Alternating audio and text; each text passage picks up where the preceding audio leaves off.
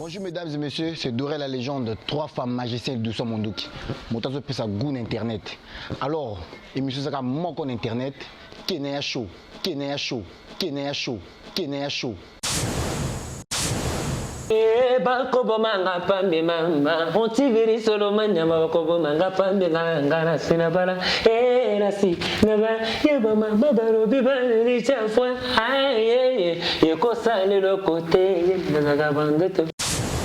Abonnez-vous sur la chaîne internationale Kenya TV, Kenya TV, Kenya TV. Bonjour, bonsoir, chers internautes. Ça dépend à l'heure vous nous recevez. Je sais que vous êtes partout dans le monde entier. Vous nous suivez. Talaka Kenaya Show, moi Sinzambende Makambo. Je salue Merki Dankila de Poutou Bilamba. C'est quoi Talaka Yonde Makambo Balobi.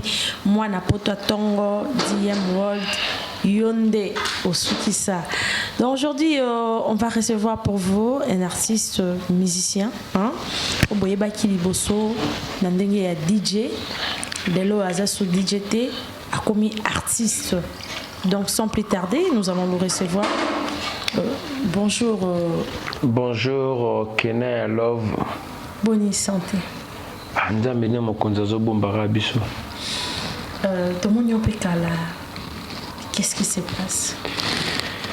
Bon, mais le problème est que comment on a kala, ça n'a rien à voir, mais le grand problème est la pandémie. Tu as une période où il y a bien été. Période moi très difficile pour que tu vas comprendre quoi. Je veux dire corona et que bébé ça m'a bébé. Il y a dans le Congo mais il y a presque partout. Donc c'est un peu ça. Donc oui, ça là c'est que tout le monde à distance, tous à la préserver pour ne pas éviter que tous à la contaminer les malades quoi. Ouais, on sait virus ils ont balai liboso to recevoir yo na plateau ya Kenya Show. Pour na bato ba bioté. Est-ce qu'on conseille d'action moi présentation de ton vrai nom DJ Antivirus Aouta Wapi?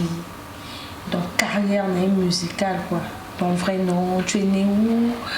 Aouta Wapi Nino incité au ça la musique. Donc est-ce que vous relatez bisson? Bon, l'artiste Antivirus de son vrai nom, Kondé Mbumba Jean Rigen.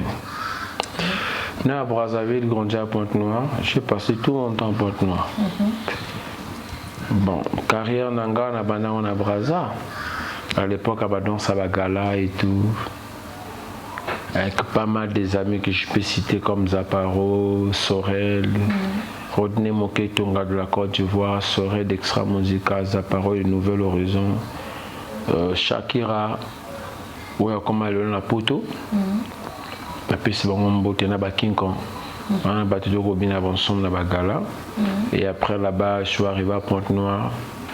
Je suis allé dans les orchestres. Près des orchestres, mais voilà, aujourd'hui Antivirus. Avant d'être Antivirus, j'étais obligé d'aller faire une formation. J'étais un disque jockey à Olympia. Pour Olympia, le César, j'ai eu un contrat à Ouesso, je peux faire 2 ans à Ouesso. Et c'est là où je lance le tube Tchafouin. Mais avant le son Tchafouin, j'avais des sons déjà, mais ça n'a pas trop donné comme il fallait quoi. Vous avez qui la Pointe Noire aux formations, après subitement Ouesso Zoni Braza, Tchafouin. Assure, au Kendaki Kaka, on s'en a Ouesso, bien que nous aussi, mais donc parce que Tchafouin est bêta, tu as quand on a la Braza, on a boîte à la Brazzaville, et bêta ma fort, bien au fort. Bon, Ouesso wana. Okende kaka mosala bien que non si maman est là quand la rabino. Bon, c'est une vraie question et il a souvent des émissions. Question et il a des émissions qui n'a vraiment use à la pina love. Na le batte love pour na peut-être l'imsanga na mamonazo ngana loba mais ils a un qui cité qui s'est libéré à la croyance à moto. Quand tu crois à ce que tu fais, Nzamba peut permettre tout ça à mon bébé, réaliser mon bébé dans la vie. faut pas envier qui vit à moto ou envier qui bon à moto. Il y a eu isa à moto, ça à moto. Ngana kenda ou sona kenda pour na sala. J'avais un salaire na qui loger, nourrir, véhicule, na qui poser. Na qui na job inspiration na jungle et njembo cartonné partout. Tu le beta. Au moins ba biloko la tchafouin. Tchafouin et kembisa bate belé ba orchestre belé ba DJ belé tchafonga moko wana et face ba ntimbe belé alors la tchafa le la moshuni ya njoko ça dit njoko ouais ya je parti ouais azui papier kakole yoka biloko ba voisin ah yeko sale le côté maintenant maman simba mobali ouais je ataba finga ndomba donc chaque moto azoa et leur on narati ya tchafa parce que qui c'était tchafa quand on era na tchafa na vazabi omi benga mobala konga ngana sister on a parti moko boy eniken ça est organisé à moi Eniken Groove.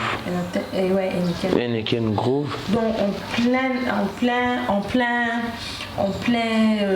nini prestation au bima penza na kati ya nini okota na mai bi les maris de Kongana mais batebele baba na roche mitu na bango na fleuve mais tout le monde penza que non au bimino penza na Eniken Groove parce que Eniken Groove on a penza que ten na fleuve quand tu bimi donc on a tout le bakaya qui c'est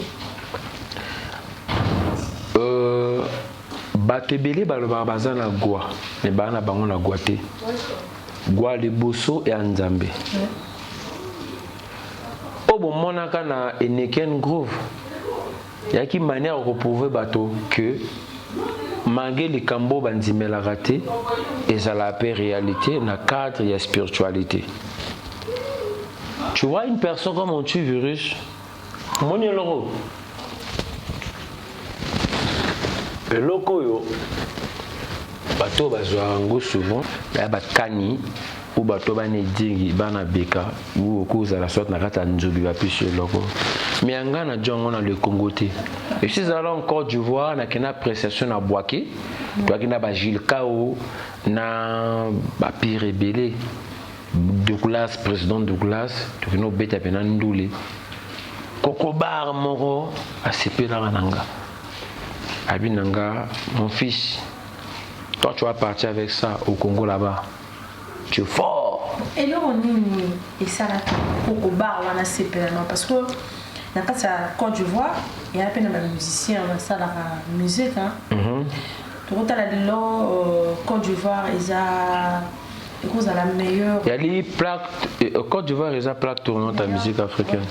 La promotion quoi. Voilà. Promotion. Mais ce qu'on bape saka antivirus pa utina de Congo donc tiki ne bato tout wana donc on teke na okene na mo lo mo wesona to lo ba wesona donc sko ba trophée au fallait zozoana Baptiste ba yebele na kin ba yebele na Afrique pourquoi ya zozoango so ba pesa antivirus nga yema lo ba na à partir d'aujourd'hui on doit t'appeler par le chef du village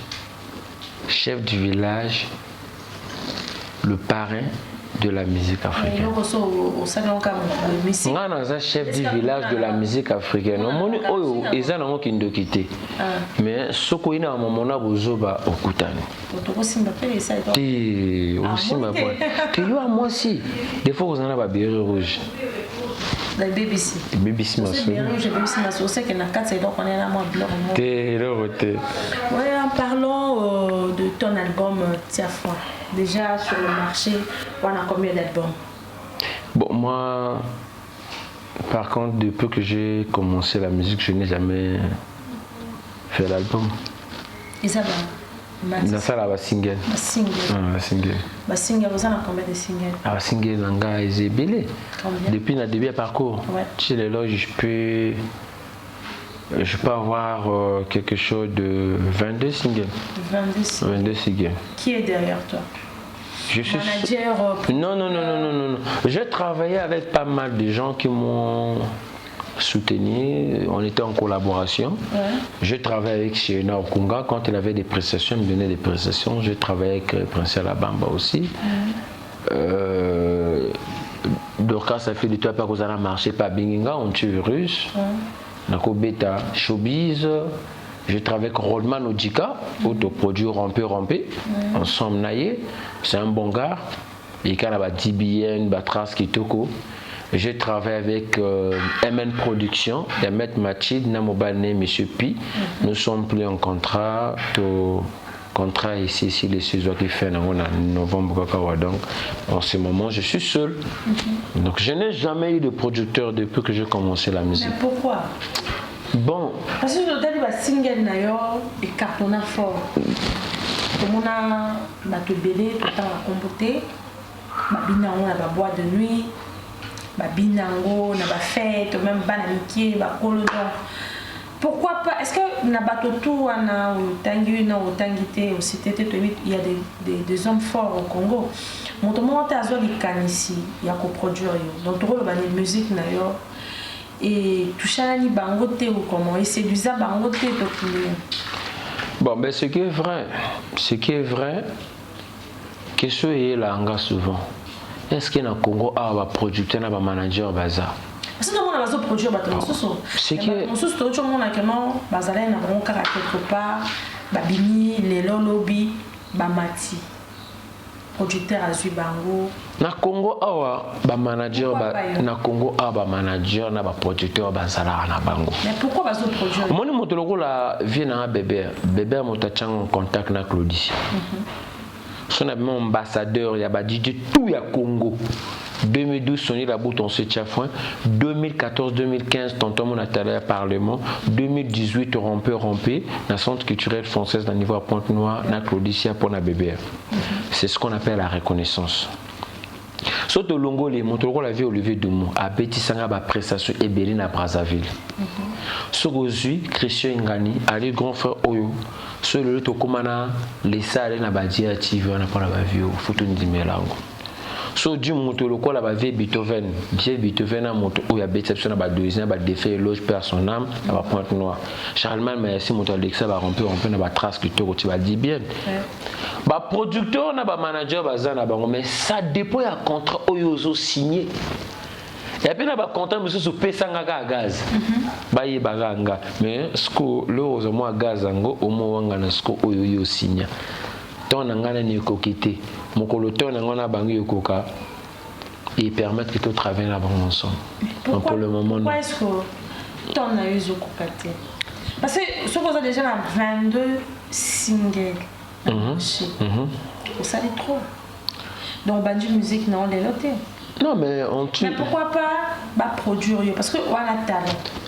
Voilà. Et ça, et loko yo, bango ba binaka, ba yembaka. Au quotidien. Mais surtout, pourquoi bazo simba ote que va valoriser musique na? Moi je me sens déjà valorisé. Tu te sens valorisé? Ouais, je me sens valorisé. Mais sans producteur, ça. Je me sens déjà valorisé. Regarde, je vais te dire une chose. Toi tu m'as connu aujourd'hui, c'est parce que je suis antivirus. C'est personne qui m'a fait antivirus. Personne ne m'a fait antivirus. Je me suis fait antivirus grâce à Dieu et moi-même. Donc, je me sens déjà valorisé. Il y en a quelle salle où on a le Congo antivirus à bêta? Au bateau, on a un producteur à bêta. Antivirus à bêta partout. Partout dans le Congo. Je suis le seul DJ au Congo qui a fait 4 fois le tour du Congo. En fait, il faut féliciter une personne qui se bat de lui-même. Parce que nous avons un producteur n'a pas cité. Il dit que non, on a ça là. Artiste, on a produit à ça yébana déjà. Et puis, à Bunda Vinanding. Donc, on a complété kaka. Ça dit, motolo la zana kati azo le manako traverser de l'autre côté. On a ajunga balamoko, à Memenga de l'autre côté puis et ça les masso. L'artiste ne peut jamais aller solliciter un producteur. C'est le producteur qui doit venir vers l'artiste. Quand vous voyez la collaboration des artistes aujourd'hui, un producteur, un manager, il y a un artiste qui a un manager, un producteur, voilà pourquoi artiste ou un en valeur. C'est le producteur qui doit solliciter l'artiste ou le manager. Mais quand tu pars te faire solliciter de toi-même, ça ne marche pas. Bon, ok, un producteur ça marche pas. Qui vous faites appeler que non, vous avez homme fort, hein, à l'art.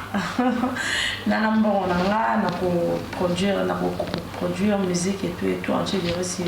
Donc, n'entendez pas que l'artiste va y avoir vers nous, on a bon soutenir, Monique a un talent.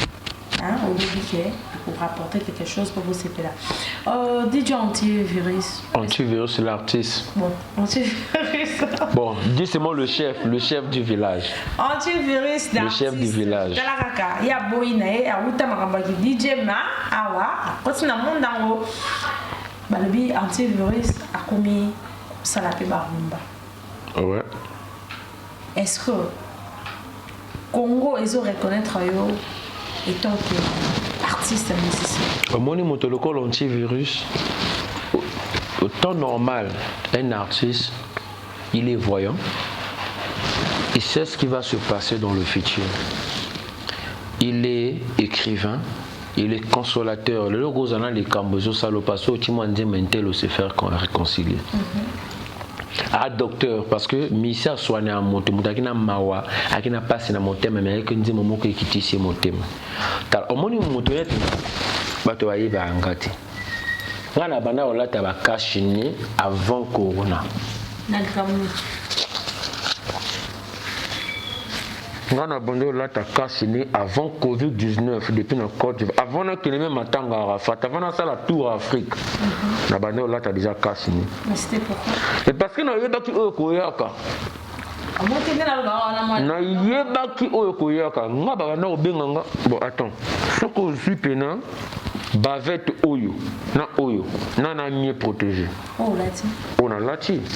D'accord. C'est pour vous dire que il y en a bateau obino bon négligé, ba talent au bon négligé na combat mon a déjà futur. Moi bi lo la ba corona kanga motana aussi ça dans monde tout. Tout le bien dit comme droit d'auteur. Nga aussi ça corona dans monde parce que ba benga ngai antivirus. Antidote anini, antivirus. Les aussi la télé, toujours le bien dit comme droit d'auteur. Est-ce que Barfi Tarayo vous a reconnu comme état communiste? So moni artiste à l'obaka aller à droit d'auteur, tu sais que ba yebi na bureau à droit d'auteur, tu ba yebi na directeur soit département il y a culture. Déjà directeur départemental la culture art au niveau de Pointe-Noire Brazzaville, so ça yebi aucun niveau ba droit d'auteur, au Dieu bandi mon nom enregistré. So droit d'auteur ko ba pe sur leur côté, c'est que yo moko okinda kunati. Ba ko c'est la raba to makambo. C'est la carte de Makambo. Congola, mon anga ozo sala lelo, mais o sala ki lobe a mon angoti. C'est la carte. Bien que ça n'ango ba somme moko ils permettent de se lancer ma bannière été au tonga banda côté mais moi ba somme miki ça n'ango ma pesa pe ba somme. Ba carte d'artiste ça n'ango ba statut ça n'ango ba numéro matricule les a ba procès verbal ba règlement intérêt les a ba fait Fabio Bongo ba yebi. Donc, il y a ma solo, ce qui est bon. Est-ce qu'on bangite les DJ na à la rumba congolaise? Tu as vu que ma solo à rumba et à la bakolo na on a cassé le Congo a. Bon, you bangi na ote que non au ZP au sein de la rumba congolaise. Dans le bien. Au vendeur kaboué, les canissines penza et leur ni incité que yo. Mas zoa pena bien pardon. Ok, non penza. Zoa pena bien. Au moni, regarde, je vais te dire une chose. Kenya, bien a bien rôle love parce que ou love. Niveau à bouton à nango à la love, ningo ça la pécale. Moni rumba zé mototé. Congo Brazza, Congo Kinshasa, rumba zé bisoté. Rumba eza eloko ba yiba na kati ya salsa. Ala la rumba pam pam pam pam pam. Eloko euta ba kiba. Yaka awa lele kuma rumba. Moto tout azana droit ya kosala rumba soki ayebi na ko s'imposer na rumba. Au monde en Congo, na Afrique awa, na Afrique tout le monde Afrique na banga na ngata misite. Ti. Na banga na ngata misite parce que l'équipe quoi.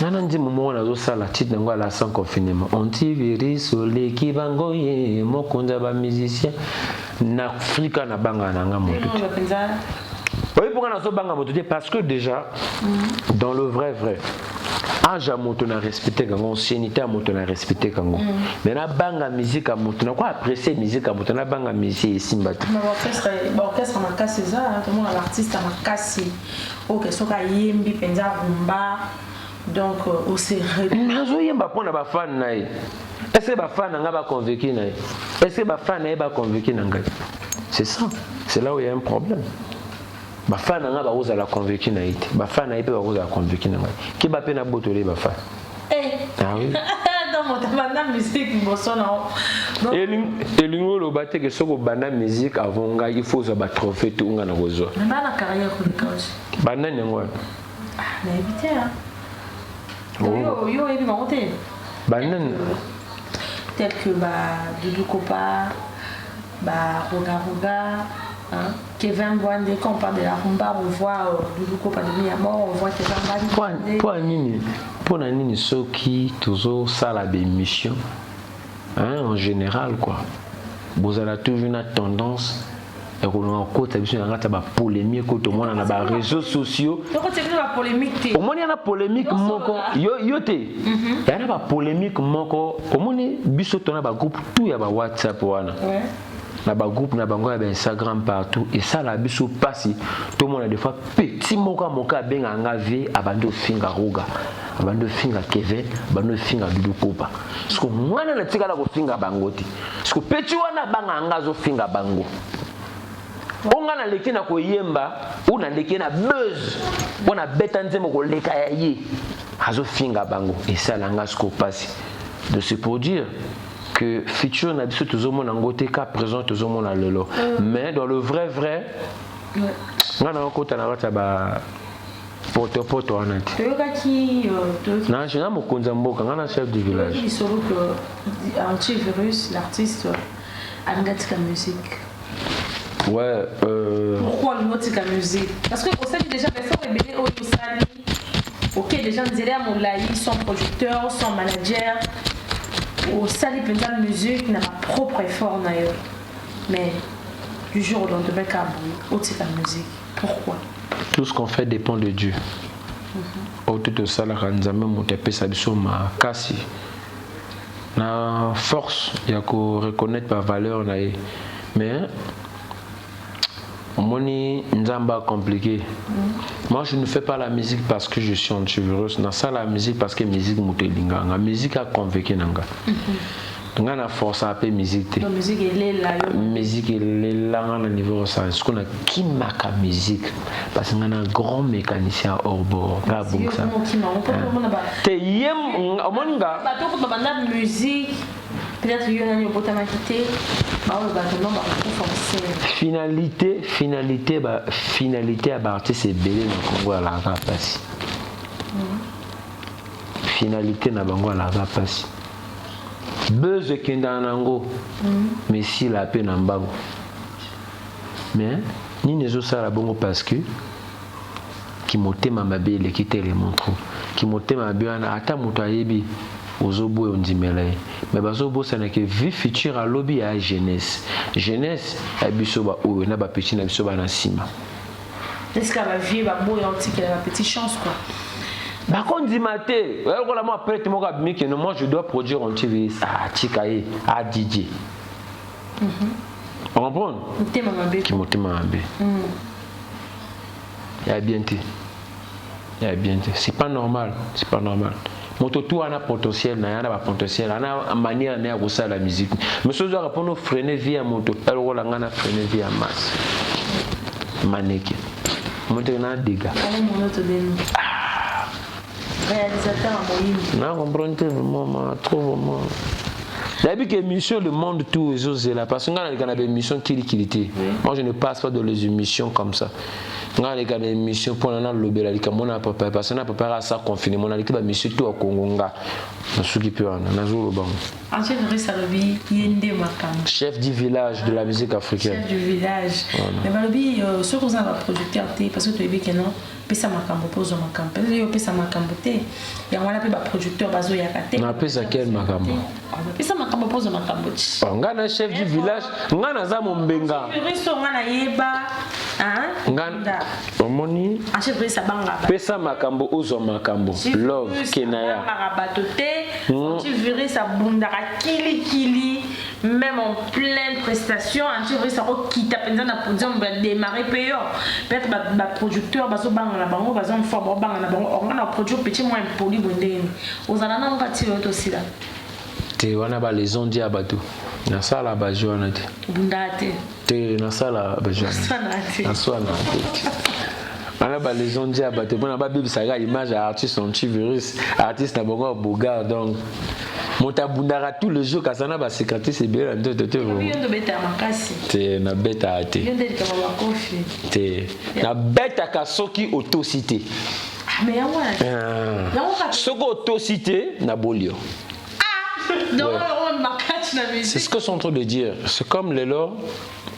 Wali motomoko wali producteur mais dans un monde nous mangana ba virgule moi ba producteur ebele ba bangana le comme un petit oh asa bimi na ndenge na ana buzz de na ndenge na et puis petit on va chaud aller la sport na ko ya rapper na produire le comme on la bandi manga ipi na pala tandinga lokoto te simba te tipo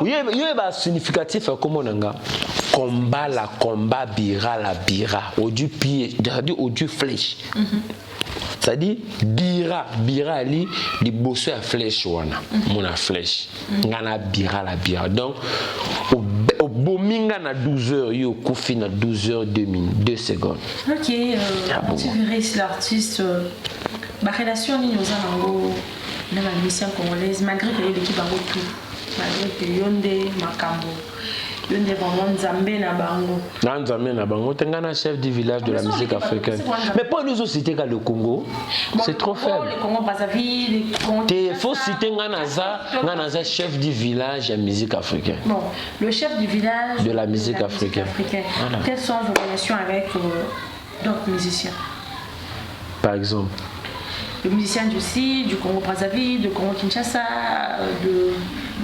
du Sénégal. Moi, je me vis dans la musique, j'ai des amis.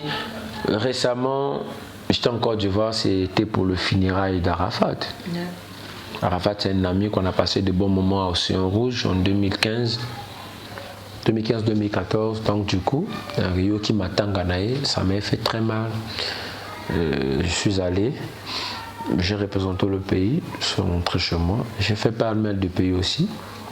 Donc, j'ai des bonnes relations avec pas mal d'artistes. En fait, je ne suis pas rancunier. Hein. Ça n'a rien à voir d'avoir des rancines bêtes qui ne sert à rien. Parce que quand on fait des polémiques, il faut construire des maisons, il faut avoir aussi des opportunités, il faut aider la jeunesse. Mais quand on fait des polémiques pour nuire la jeunesse, c'est un chaos. Donc, c'est un peu ça.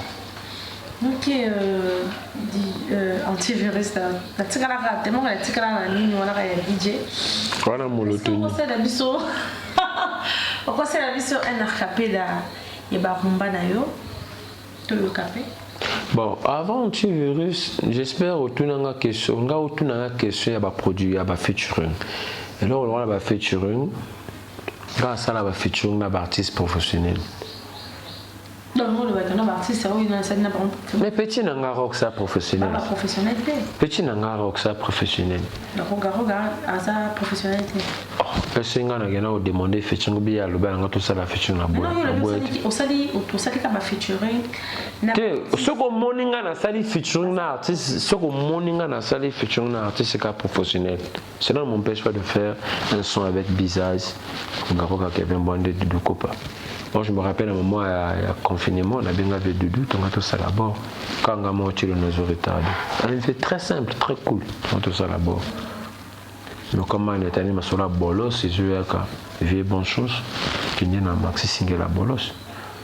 Donc, dans le vrai antivirus, on a une bonne relation, on a tout autant qu'on a. On fait une examen normal, on a solo puis on carré. Déjà featuring na sala qui na Lomé na Caprice sa meilleure chanteuse à Lomé on a Togo Burkina moi on a pena Capricia je te salue en passant depuis Lomé chapeau Isha le manager on va arriver avec Kenyan Love sans oublier Mas Kalamba donc mannequin niveau ça était donc dégâts à l'homme en Afrique de l'Ouest on a parlé le roi lion maman Gemaël de la base on va bientôt arriver donc il y a un moment de bon dans ça là ce qu'on a capella il y a DJT na ça là a capella ninga rumba pour nous appeler rumba clip à rumba où l'équipe a clip tout à Congo depuis musique à Congo et banda.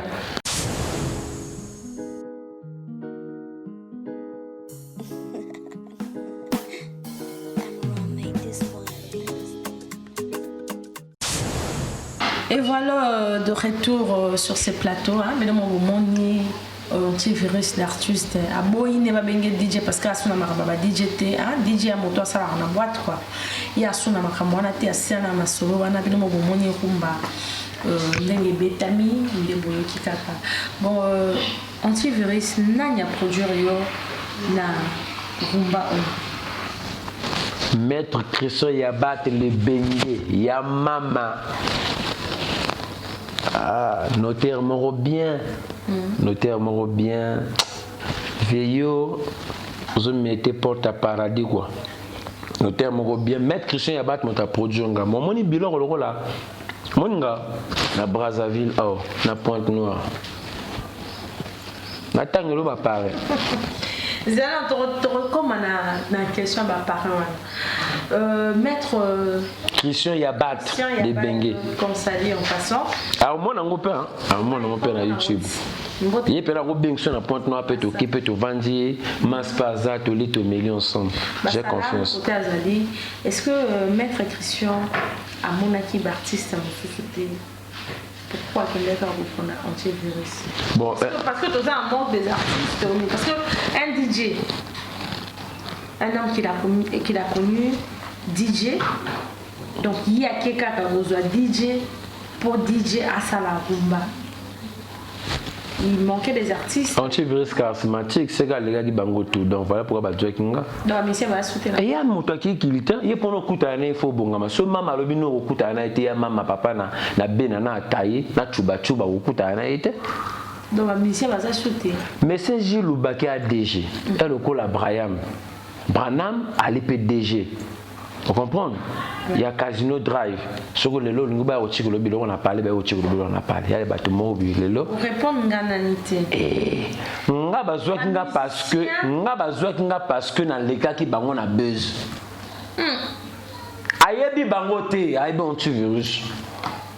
C'est vrai ça. Et token de mon avis aussi.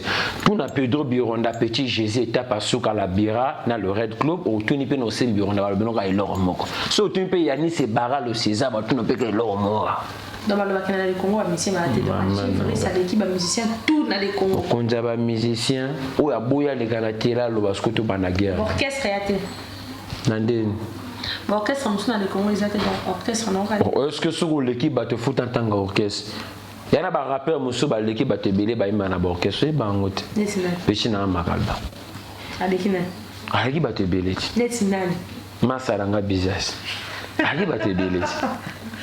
Et voilà, vous comprenez, hein? C'est l'ambiance chez nous. DJ Antivirus, ça vient sur DJ Théapomi, artiste, musicien. Albin dans le Congo, orchestre exact. Montaleki n'a envoyé mba azate, taraye. Bon, tant que les bisous, le bin a bisous que rien n'a pas de soutenir la parole à hasard, na Pointe Noire. Est-ce que vous retirez la identité n'a pas de secret ou bien? Téléphone attend à peine à bango, n'a qu'une Bible. Voici tanga. N'a qu'une Bible en attend à peine à bango. Comment tout le monde boit sous une mission, mon vidéo fort, à mon émission, on a poussé au tanga bâtiment. Parce qu'on peut se taire à bâtiment. Ah.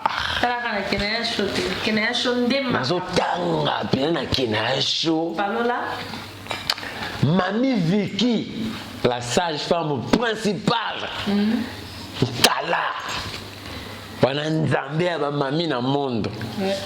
Nana mingi pa kolobate, Nazotanga, DG Branham, hein, le patron de cette affaire. Voilà, Casino Drive, donc il y a mon tazo géré ma solo. DGJ Loubaki. Ma solo à Casino si tout va bien. Hein? Il faut Zala. Casino Drive faut Zala.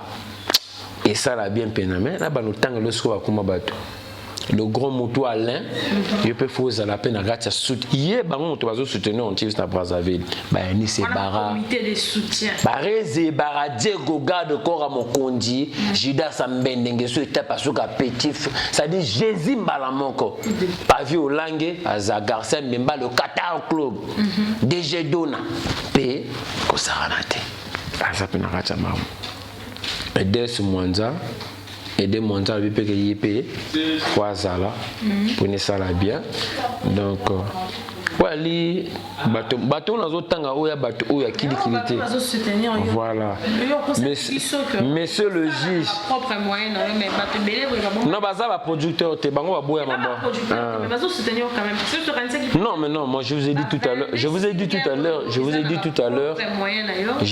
tout à l'heure la production n'a rien à voir avec les donateurs et le coup là juge Nikez soki a aidé ngai ngolo bataza producteur Masamba soka edenga juge Nikez Masamba soka edenga ngobito bata comme producteur et producteur te azamu te boka donateur ndenga vrai donc so to moni pe manager à Casino Drive ya ndenga mabete za Arman Gondia donc mingi kolobate na go citer pe bangomba bato pour ne sans go citer te tout citer pe belé donc le communicateur infographe Nono Jarné le DG Branham Kanena Choloba équipe Casino Drive donc voilà maître de la gastronomie congolaise maître Souza Yohana Pena yimotagir que histoire à food donc